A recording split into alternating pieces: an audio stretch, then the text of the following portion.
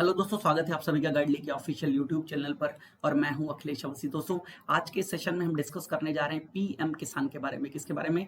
PM किसान के बारे में डिस्कस करने जा रहे हैं। पीएम किसान का फुल फॉर्म है प्रधानमंत्री किसान सम्मान निधि। तो आज इसके बारे में हम क्यों बात करने जा रहे हैं, क्योंकि ये स्कीम कब लॉन्च हुई थी दोस्तों? 2018 में।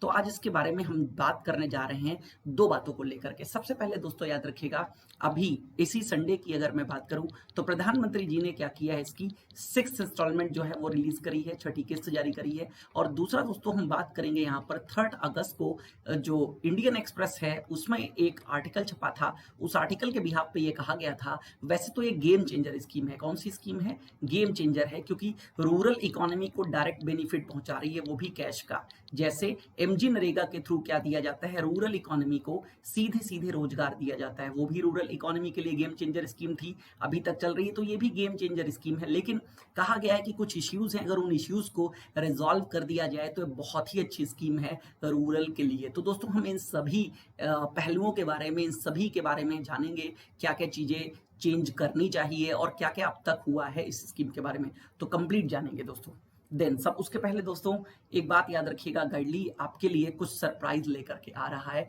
वो रिवील करेगा इस संडे मॉर्निंग 11 AM। तो दोस्तों अभी से अपने दोस्तों के साथ शेयर करना शुरू कर दीजिए कि आप लोगों के लिए कुछ नया होने वाला है, कुछ अच्छा होने वाला है। मॉर्निंग 11 AM आप अपने दोस्तों के साथ जुड़िए जरूर।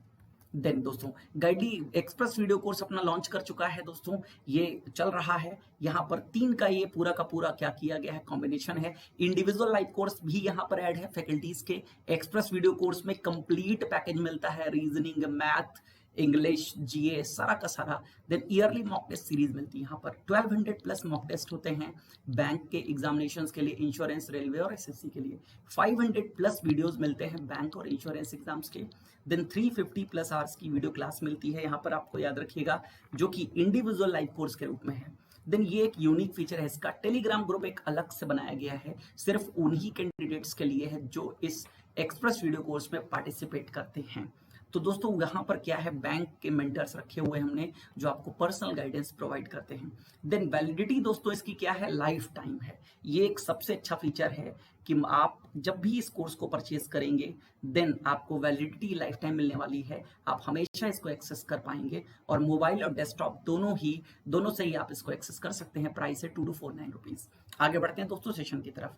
तो आज हम इस स्कीम के बारे में क्यों डिस्कस करने जा रहे हैं, क्योंकि देखिए इकोनॉमिक टाइम्स में एक आर्टिकल छपा था, हम आर्टिकल की बात कर लेते हैं। देख लीजिए डेट लिखी हुई है यहाँ पर, 9 अगस्त 2020। क्या कहा गया है, PM releases ₹17,000 crore to 8.5 crore farmers under PM Kisan scheme.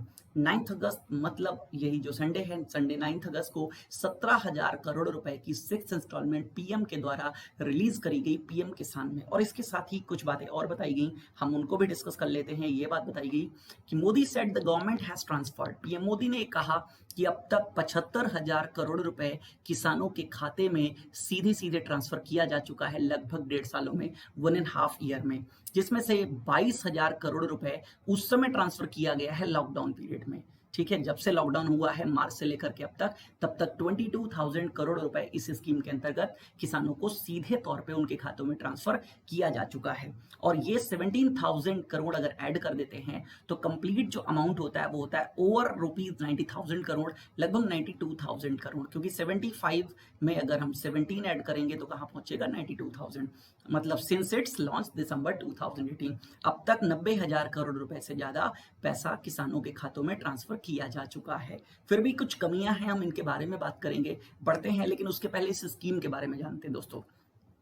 प्रधानमंत्री किसान सम्मान is a first universal basic income type of scheme targeted towards farmers. देखिए जो प्रधानमंत्री किसान सम्मान निधि है ये पहली universal basic income type of scheme है। यूनिवर्सल का मतलब है सभी के लिए, जितने भी किसान हैं सभी के लिए, कोई बायसनेस यहाँ पर नहीं रखी गई है। उनकी इनकम के बिहाफ पर, उनकी कास्ट के बिहाफ पर कोई बायसनेस नहीं है। और ये इनकम टाइप स्कीम है। गवर्नमेंट ने इसको कब लॉन्च किया था, दिसंबर 2018 में गवर्नमेंट ने इसे लॉन्च किया था। हालांकि इसका अनाउंसमेंट बाद में हुआ था, लेकिन इसको बैक डेट से इंप्लीमेंट किया गया था। अनाउंसमेंट कब हुआ था इसका समझिएगा, पीयूष गोयल उस समय चार्ज में थे देश में, जब क्या है इंटरिम बजट प्रस्तुत किया गया था 1 फरवरी को, उस समय जो फाइनेंस मिनिस्टर थे देश के वो थे मिस्टर अरुण जेटली, जो कि अमेरिका में अपने तबीयत खराब थी तो वो वहां पर उसका इलाज करा रहे थे। तो चार्ज में पीयूष गोयल के पास थी फाइनेंस मिनिस्ट्री, तो इन्होंने ही बजट प्रस्तुत किया था और इन्होंने अनाउंसमेंट किया था पीएम किसान सम्मान निधि का, लेकिन इंप्लीमेंट करने की तारीख रखी गई थी दिसंबर 2018। देन मिनिस्ट्री कौन से रिस्पॉन्सिबल है इस स्कीम के लिए, तो मिनिस्ट्री रिस्पॉन्सिबल है ministry of agriculture and farmers welfare, जिसके इस समय कौन हेड है, नरेंद्र सिंह तोमर।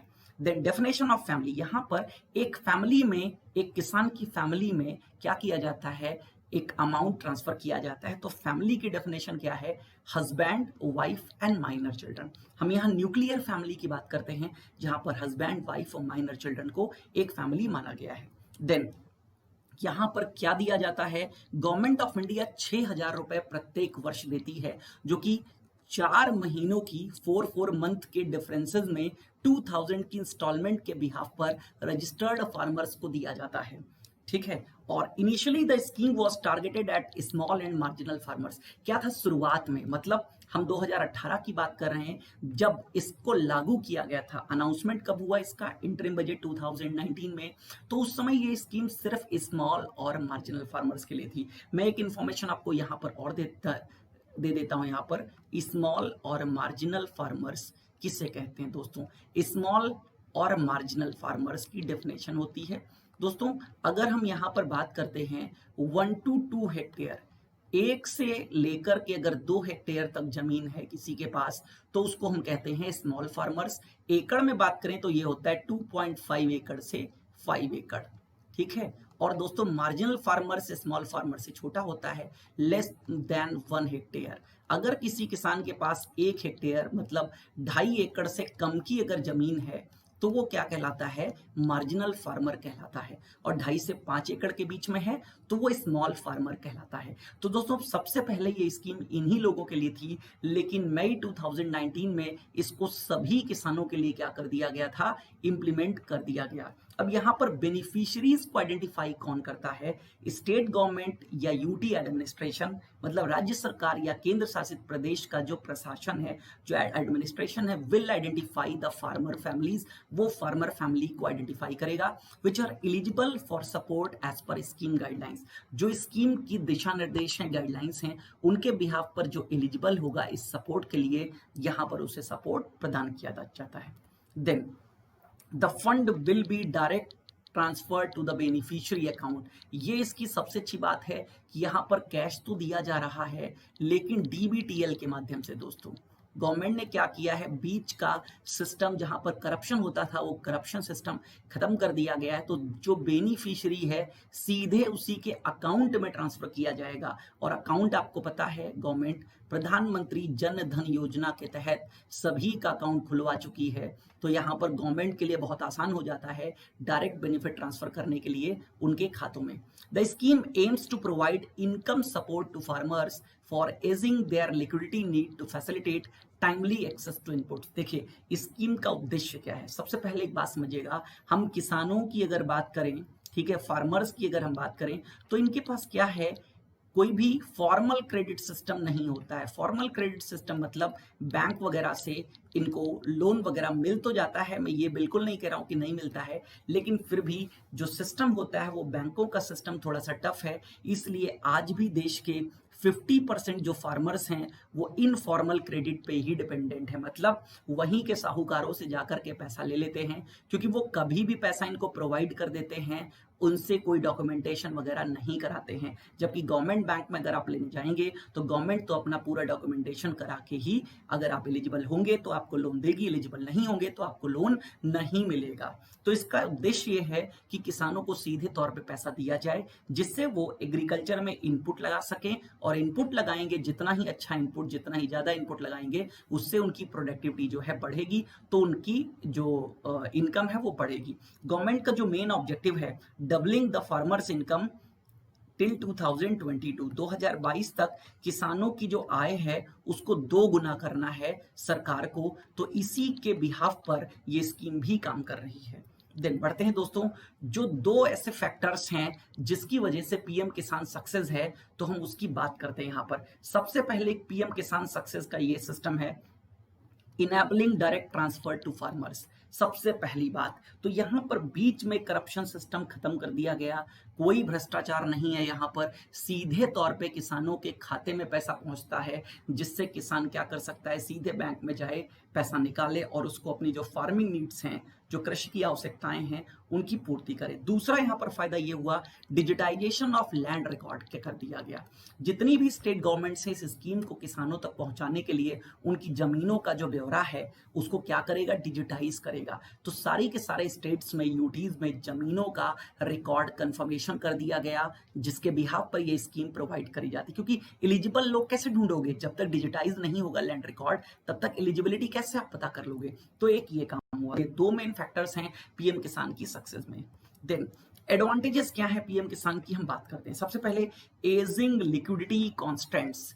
जो अभी मैं बात कर रहा था ना कि किसानों को इनफॉर्मल क्रेडिट सबसे ज्यादा मिलती हैं, मतलब वहां के साहूकार लोग, जो धनाढ्य लोग होते हैं, पुरानी मूवीज में आप देखते थे क्या करते थे, किसानों से जमीन उनकी लिखवा लेते थे, क्योंकि जो लोन उन्होंने दिया होता था उसका ब्याज इतना ज्यादा हो जाता था कि किसान ब्याज ही चुकाता रहता था, और इवन कई बार ब्याज भी पूरा नहीं चुका पाता था। तो ये जो इनफॉर्मल सिस्टम है, इसकी वजह इसमें ना फंसना पड़े किसान को, तो लिक्विडिटी का जो कांस्टेंट, मतलब लिक्विडिटी की जो बाधाएं हैं, उसको इसके द्वारा दूर किया गया।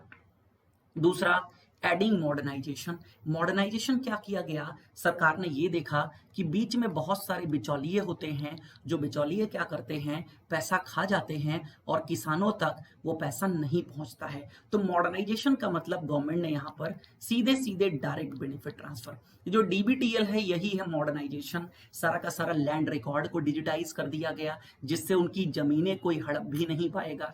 तो ये कई फायदे हैं। और जो कृषि विज्ञान केंद्र हैं उनकी डायरेक्ट सुपरविजन में लगा दिया गया कि किसानों को कोई भी अगर हेल्प आप चाहिए तो कृषि विज्ञान केंद्र जो नियरेस्ट होगा वो उन्हें प्रदान करेगा।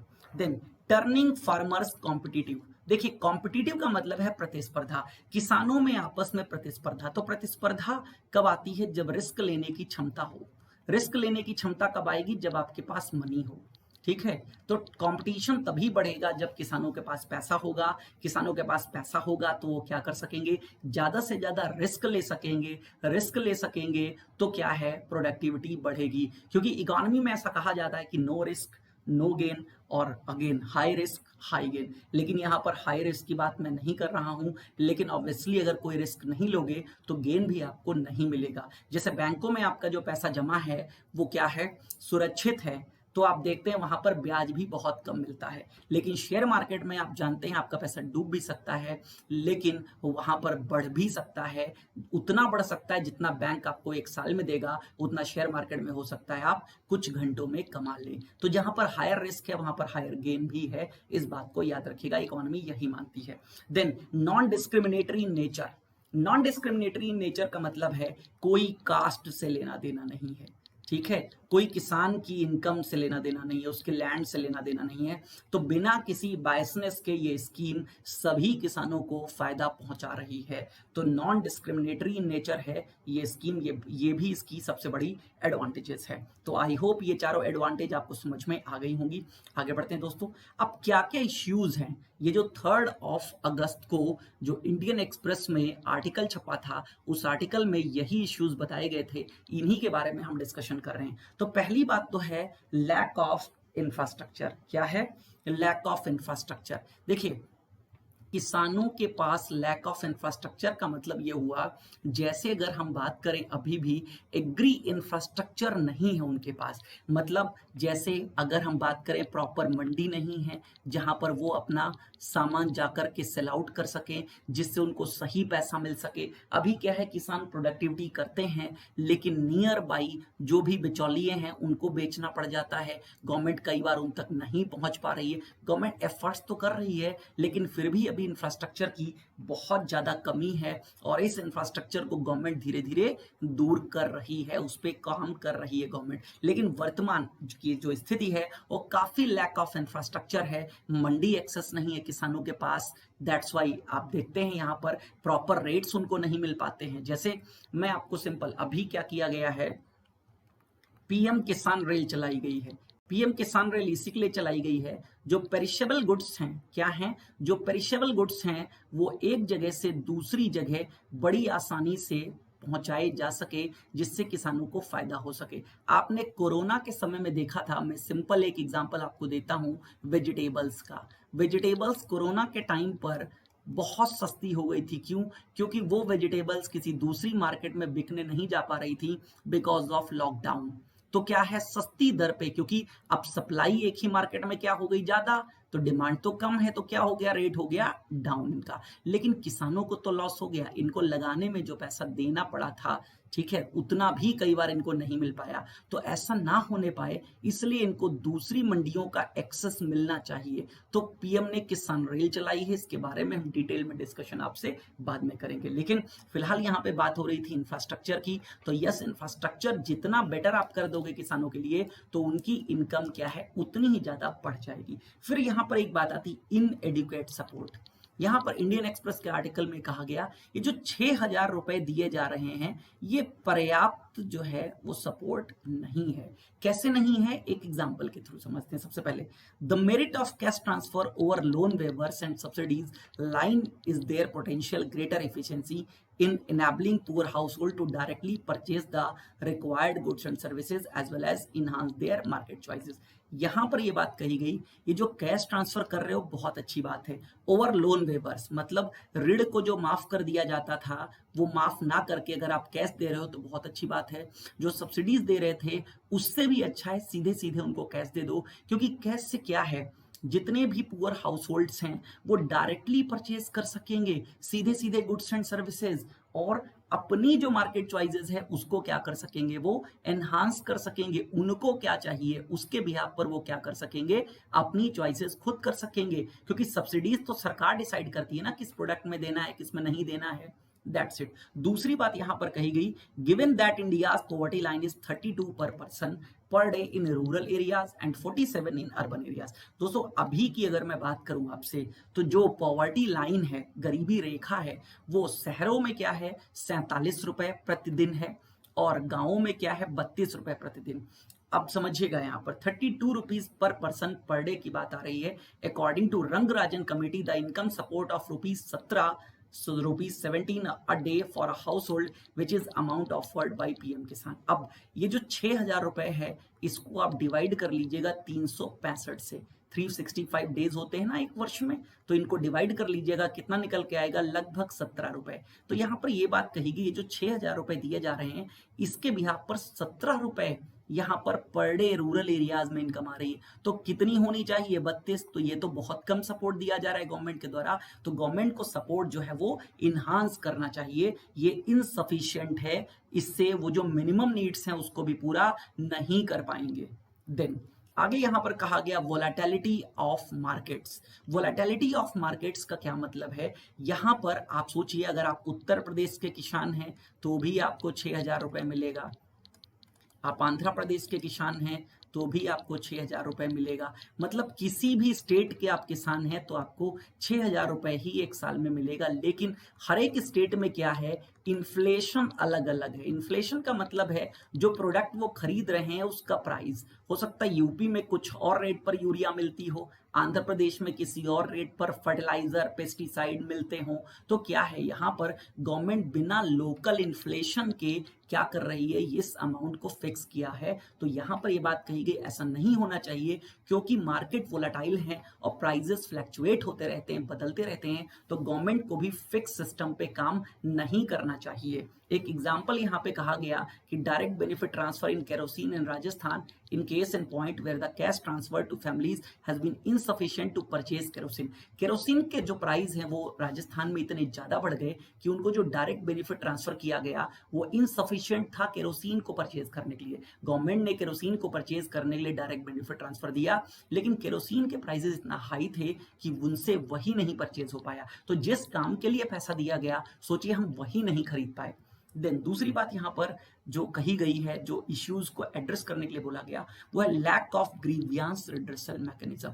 मतलब किसी के खाते में पैसे नहीं आए, कोई क्यों नहीं ऐड हो पाया, ये सब देखने के लिए जो रिड्रेसल मैकेनिज्म है, ग्रीवियंस का मतलब है जो उनको समस्याएं हैं, उन समस्याओं का निवारण करने के लिए कोई भी मैकेनिज्म नहीं बनाया गया है। ये सबसे गलत बात है, ये बात यहाँ पर कही गई। The scheme does not provide a clear design of transfers and a framework for effective grievance redress. मतलब कोई भी एक प्रॉपर सिस्टम यहाँ पर नहीं डिजाइन किया गया है किसानों की समस्याएं जो पीएम किसान से संबंधित हैं उनके लिए। तो ये एक सबसे बड़ी बात यहाँ पर कही गई कि ये भी क्या है, इसका एक इशू है, इसको एड्रेस करना चाहिए। तो दोस्तों आई होप ये टॉपिक आपको क्लियर हो गया होगा, और अगर फिर भी ना क्लियर हुआ हो या आपको कोई डाउट लगता हो या कोई और नए सेशन पे आप वीडियो चाहते हैं, तो दोस्तों एक ही आपसे रिक्वेस्ट है, कमेंट करिए, ठीक है। उस कमेंट में मुझे बताइए, मैं आपके लिए उन टॉपिक्स पर भी फ्यूचर में वीडियोस जरूर लाऊंगा। तो दोस्तों फिर से मैं आपको बता देता हूं, संडे 11 AM 16 अगस्त जरूर आइए और जानिए क्या बिग सरप्राइज है आपके लिए। तो दोस्तों लाइक करिए, शेयर करिए, सब्सक्राइब करिए। Thank you, thanks a lot.